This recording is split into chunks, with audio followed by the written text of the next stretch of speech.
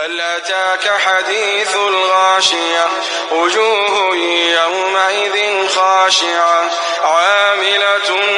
ناصبة تصلى نارا حامية تسقى من عين آنية. هل أتاك حديث ایا رغله د توتا خبر الخاشعه قیامت وجوه زن مخنب یوم اذن پدغرز کې خاشعا وردن کې وي عاملة مشقت کوین کې به ناسبه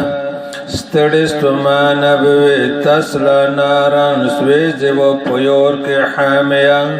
په ګرم یور تسقى شلکی جب پریمن عینند چنین آنیان یشتل یبا لیس نبوی لهم غید پورا طعام خوراک الا مگر من ضرع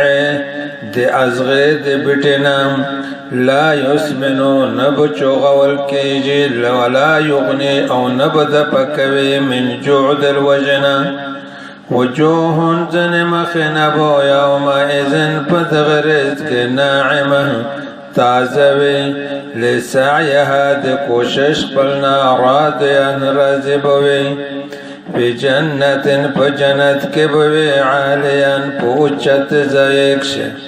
لا تسمعو نبور حغا پیها پهغ جنت کے لاغیا فضل خبر فيها پهغ جنت کے عین چنوی جاریہ جاری بوی فيها پهغ اکشبو سرور تختنوی مرفوعت وچات و اکواب او پیولی بوی موضوعه کششو دل شوی و نمارق او تکیگانی بوی مصفوفه قطور پا قطور لگدل شوی وزرابیو او پرشنبوی مبسوسه وردل شوی اور شوی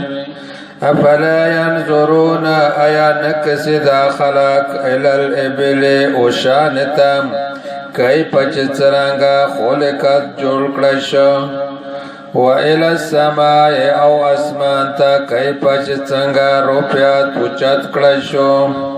و الى الجبال او غرنتا کئی پچ سرانگا نصبت مضبوط و درول شول و الى الارض او نگوریم زکتا کئی پچ سرانگا سوتحت او رکڑلشوا فذکر پس نصیحت کوا انما انت بشک همتا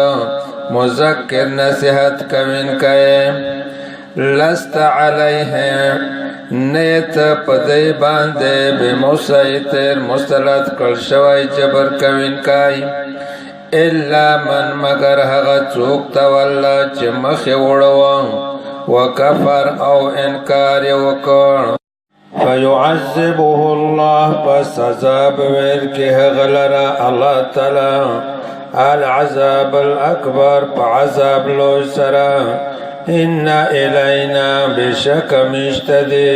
ایابهم واپس رتلل ددی ثم انا بیا بشک علینا پمش باندې دی